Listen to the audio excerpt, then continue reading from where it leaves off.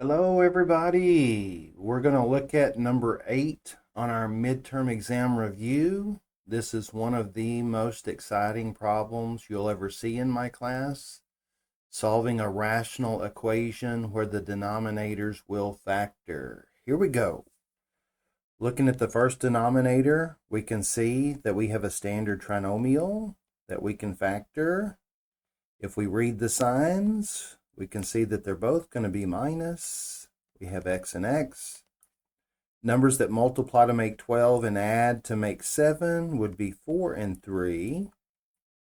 So now that is factored completely. And then if we go to the last denominator, we can factor out a 5. So at this point, once you have all the denominators factored, we can go ahead and list our restrictions, noting that x cannot be 4 or 3 because replacing x with either of those values would make a denominator 0, and that's not allowed. Now, let's go about getting a common denominator. Since the last denominator has a factor of 5, every denominator will need a factor of 5. So giving the factor of 5 to the first fraction, top and bottom. Looking at the last denominator, I notice that he needs an x minus 4. And if you give it to the bottom, you got to give it to the top.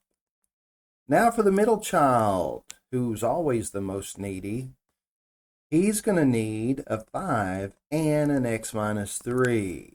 Give it to the bottom, and give it to the top. Now every denominator has a 5, an x minus 4, and an x minus 3. So now you see them, now you don't. Our new equation is 5 minus 5 times 1 is 5. I'm going to hold off on distributing because I like to practice safe math. And now we're going to distribute the negative 5. Here we go. 5 minus 5x plus 15 equals x minus 4. All right, we're closing in on the answer. Moving the negative 5x this way and the negative 4 this way. We have 5 and 15 is 20. Plus 4 coming over.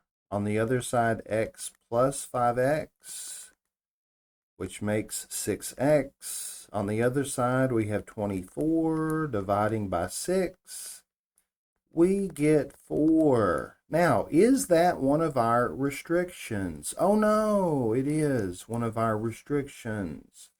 So that tells me that x really can't be 4, which implies that the overall solution is no solution.